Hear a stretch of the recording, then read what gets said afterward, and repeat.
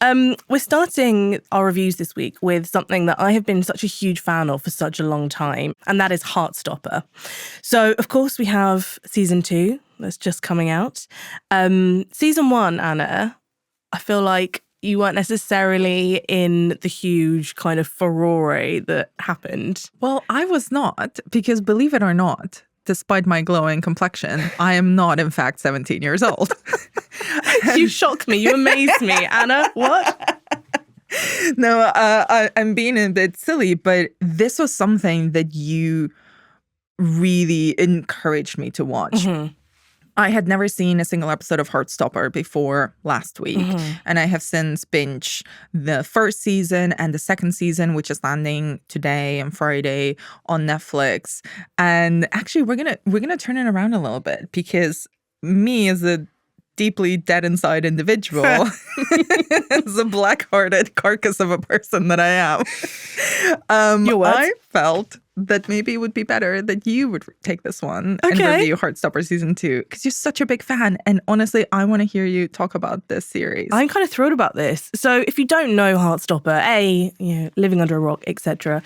But it's the series about 2 teenage boys starring Joe Locke and Kit Connor as Charlie and Nick falling in love.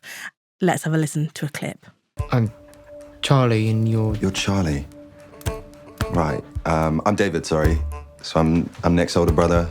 Yeah. Nice to meet you. Nice to meet you. And where did you two meet? We're in the same form at school. David. There he is. I was just getting acquainted with Charlie here. Yeah, well, we're busy, so you can go away now. You okay? Yeah. I just wanted to meet the guy that, that turned my little brother gay. What? I mean, I should have always known you'd turn out to be gay, really. I'm bi, actually. And so what? And they're sort of understanding their sexuality. I don't want to say, kind of coming to terms with, but because one is very firmly out, having previously been outed, and there's kind of a lot of trauma that is tied up with that. And another one who is just kind of coming to understand who he is, which is bisexual. And it's based on a YA graphic novel series by Alice Oseman, who also writes the show. And it's also about their LGBTQ+ group of friends and allies, and about the bullies from who they try and hide their relationship. So Series 2 expands this world even more, with Nick trying to figure out how to come out to his friends and his family, and he and the gang are sort of negotiating more parental input than the last series, and also just the overwhelmingly exciting rite of passage for lucky privileged teens, which is going to France on a school trip. Very, very, very keen to get stuck into this. And I have to say, it was a pleasure to be back in just this very kind world. It's like a sigh of relief, because these protagonists are all very kind, sweet kids. Everyone is on this show. They are, right? And I have to say, the first 3 episodes felt a little bit repetitive. It's because it's about Nick figuring out how to come out. And we just kind of hear this conversation and again, which of course I understand in reality is what would be happening. To watch that again and again is slightly frustrating, especially when there are other areas to explore. But I loved all of these topics that it was covering, and I was kind of anxious because in series 1, they set Nick and Charlie up in such a beautiful way that I thought that they might have to tear them down a bit in series 2 to create some sort of tension. Luckily, that's not what it's about. It's all about the external pressures and individual issues, but they are just an incredibly strong team played by Joe Locke and Kit Connor. And there are still a few things that I don't buy.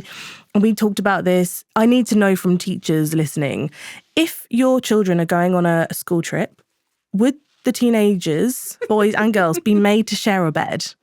We spoke about this because I was made to share a bed on a school trip when I was a teenager. So wild. Well, it's Spain.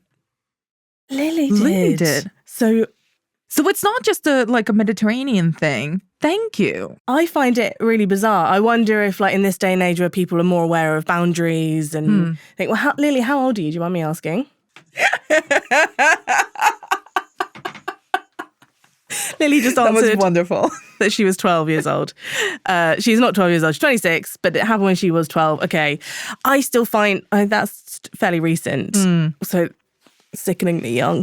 But I don't know. This something that didn't quite ring true. Didn't also ring true that there were maybe only 2 male teachers on a school trip. Well, there's the rugby teacher's trainer who's a woman as well. No, she wasn't there. She's not on the Paris trip, but she's in the show. Oh yeah, she's not on the Paris trip. Yeah. No, I find it really funny that is your sticking point. That was my sticking point. There's no way.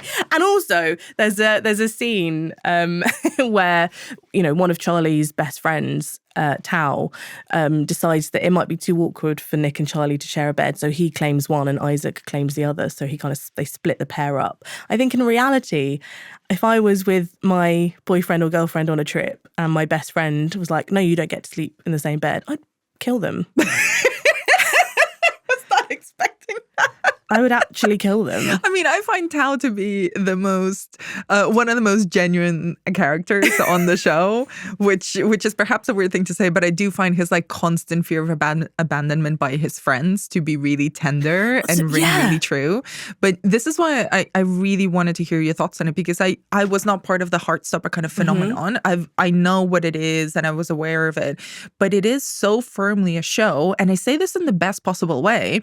I grew up kind of without any positive LGBTQ plus representation. I was bullied for being, quote unquote, being a lesbian. I'm not a lesbian, I'm bisexual. But I do remember this period of like being told who you are by other people and most of it being negative.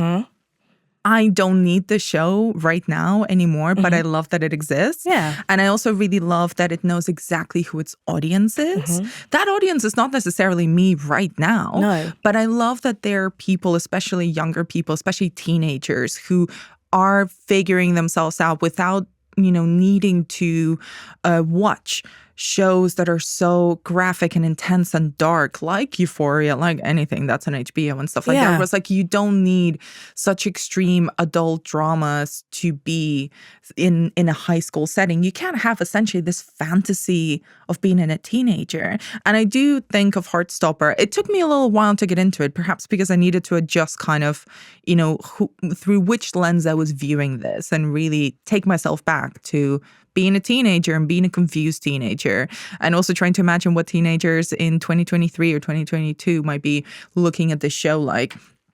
And it is unrealistic. I don't think anyone comes to Heartstopper looking for true to life experiences. It's all like a fantasy. And that's okay. I think it is really smartly written for an audience, for a really young audience. And it's not trying to be anything other than that. And I will say all the filmmaking choices in it, the cinematography, the kind of small touches of, special effects and drawings and animations, the performers are truly young performers. They're not 27-year-olds pretending to be 15-year-olds.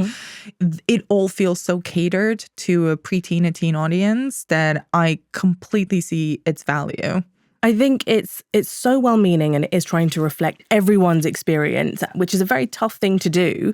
But I think you're so right. We're not expecting these to be exact, kind of fully well-rounded people. They're characters that you take what you want to from each, right? I'm a little bit of this person. I'm a little bit of that. And I think you're right. The character development has been really strong into series 2, especially with Tao and Isaac, because like you say, Tao comes across as this sort of insecure, stroppy pain in series 1 at times. And then you can just see him working on that insecurity, which is really gratifying. It's not an overnight thing, but he's actually working on it. And then with Isaac, who is this boy who the whole way through, all he wants to do is read. And every time he's at... Really relatable. Oh my gosh. Every time he's at like a social event, he has a book, and that was always me. And there is a scene where he is sitting outside a room in France, in Paris, while everyone is partying inside.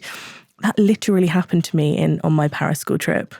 Yeah, and I was the one that was sitting outside by myself. All of my close friends weren't there, and I felt very isolated. And I remember sitting outside in the corridor, and people would be like, "What are you doing?" And I was like, "Just having a think."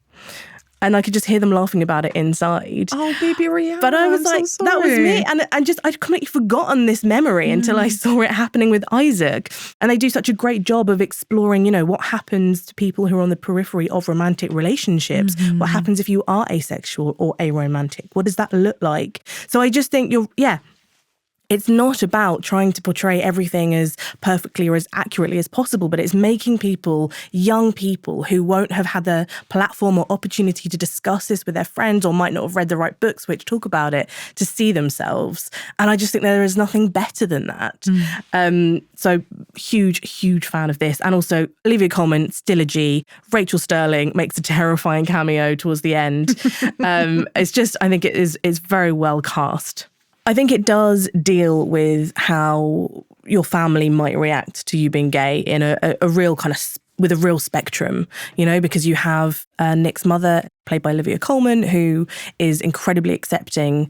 You don't know much about his family. You learn much more about them in this series. And his brother has like such a kind of classic, horrible machismo reaction, but is immediately shut down by everybody because everybody in this is an ally to some extent, which is so beautiful. Thanks very much for watching this video. I hope you enjoyed watching it as much as we enjoyed making it. While you're here, check out all the other videos because they're cool too, aren't they? Yeah, and if you want to keep up to date with everything Kermode and Mayo's take, then check out our social channels. I mean, why wouldn't you? I mean, I would. There you I go. have done. Excellent.